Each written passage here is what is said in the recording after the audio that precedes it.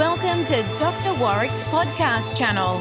Warrick is a practising cardiologist and author with a passion for improving care by helping patients understand their heart health through education. Warrick believes educated patients get the best health care. Discover and understand the latest approaches and technology in heart care and how this might apply to you or someone you love.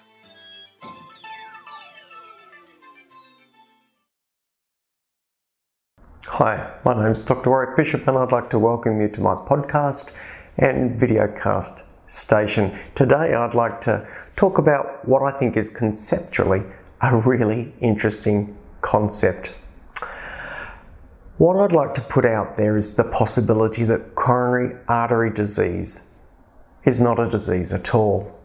What I'd like to put out there is that coronary artery disease may in fact be a maladaptive physiological process, a process that is meant to happen but in certain situations goes wrong. Well, why would I say that? Well, let's roll back and think a little bit about what cholesterol does and why it's transported around the body. Well, cholesterol does a couple of things. It is central in the construction of cell membranes, so it's a building block for all the cells in the body, so we really need it. It helps in the transport of fat-soluble vitamins, really important, no issue with that. It also helps in the formation of the particular hormones that really the adrenal glands that tend to produce, and those hormones can be sex hormones, but they can also be the hormones that control or regulate salt and blood pressure within the body, so pretty important. Well, let's wind back to the first of those roles that cholesterol has in the body, and that is for cell membrane construction. So now let's think through that just a little bit. If we were to imagine an area in the body that was damaged, that there might be stress or wear and tear or degradation of cells in that area, then it makes sense that cholesterol may be delivered to that area to facilitate the construction or rebuilding of cell walls that have been damaged, or be available for generation of new cells to replace those old cells. Well, let's think about that in a bit more detail. If we now think about the arteries per se, then there are spots of wear and tear within the arteries, and these are very focal and localized. One of the things that made that most apparent to me was my own area of expertise and interest is in cardiac CT imaging. And when we look at the arteries of individuals with plaque in their arteries, we do not see that plaque or cholesterol deposited evenly right throughout the artery. We do not. It is not homogeneous. The process of plaque formation is incredibly heterogeneous and focal. In fact, it can be so focal that a single plaque of little more than a centimetre in length in the very beginning part of the major artery that runs down the front of the heart can be the only plaque in an entire person's coronary circulation. Yet, if that single plaque ruptures, that individual will die, and in fact, that situation is so common that it is called a widowmaker lesion. Let's step back from that and think about that a bit more. Why would this process only be occurring in one space and in that particular space? How does that work? Well, I don't know the answer, but what I'm going to do is speculate that it's something to do with local factors.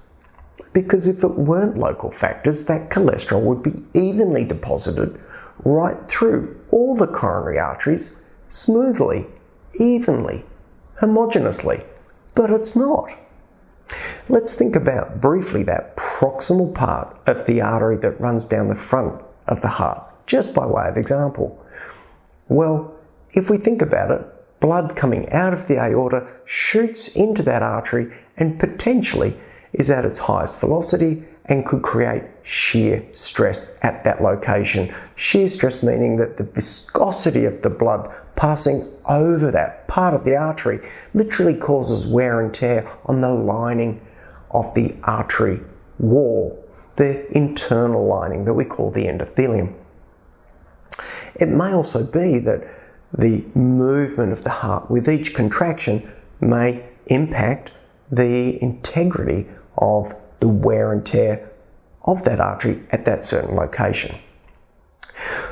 The whole point about this discussion is to try and raise the possibility that what we're seeing is not the development of a disease in that particular location, but what we're seeing is the body trying to repair or heal what it has detected as wear and tear and stress and strain on a particular part of the vasculature, and in trying to repair that area, the body has really directed cholesterol into that space so that cell walls may be repaired or cell walls may be generated for new cells that are created.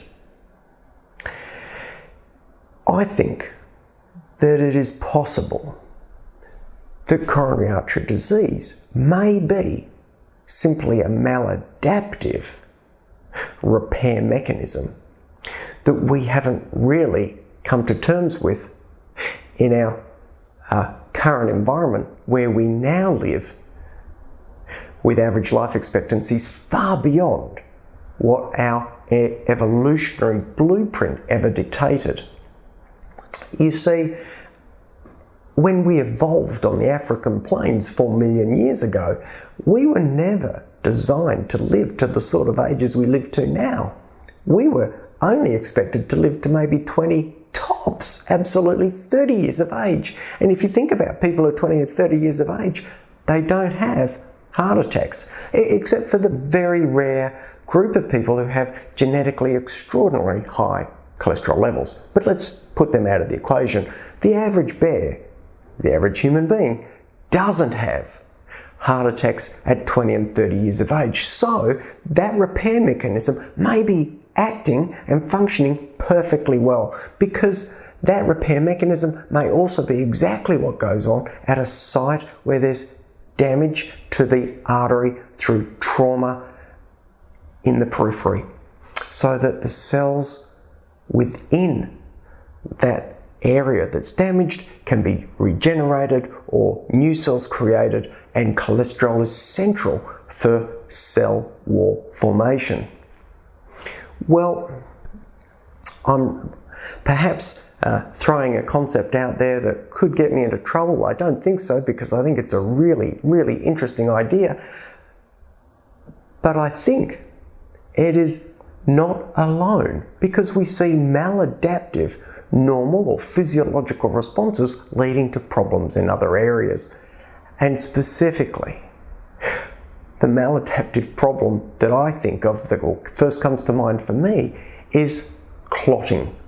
We know clots form within the body to protect the bloodstream from pouring out if there's damage to the blood vessel. Stops us bleeding to death if we get a small nick, which is protective. It's fantastic.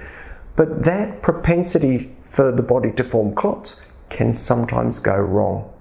If you damage a vein in your leg, for example, or you're immobile for a period of time, then a clot might form in the veins of your legs. That clot forms thinking that there could have been damage or some problem within the legs, or even the stasis, the lack of blood flow, may mean that the components that come together to form a clot have a chance to interact.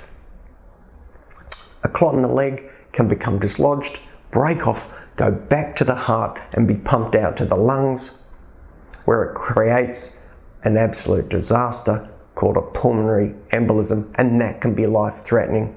Clotting within the body being a maladaptive physiological response.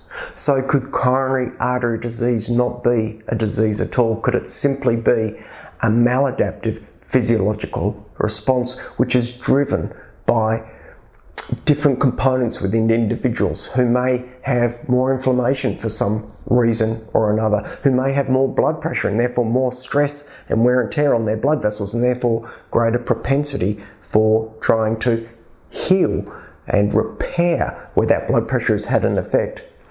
Perhaps it's just to do with the anatomy of arteries, whether there's a slight kink here or there that makes a difference in where the wear and tear occurs within that arteries. Think of the bends in a river as it travels down an open plain.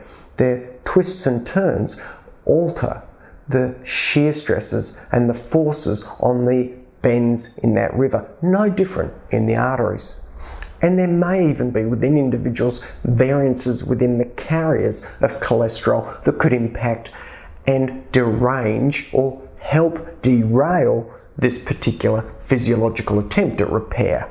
Things like lipoprotein A, things like very high cholesterol may drive the process off the tracks.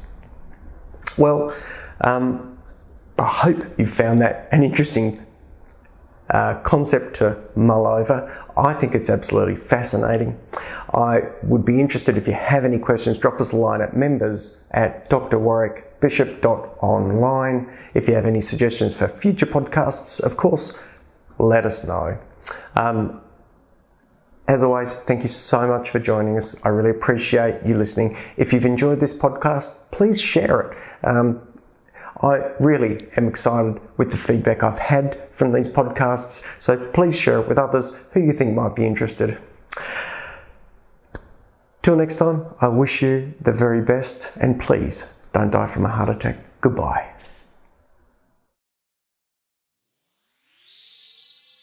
You have been listening to another podcast from Dr. Warrick. Visit his website at drwarrickbishop.com for the latest news on heart disease. If you love this podcast, feel free to leave us a review.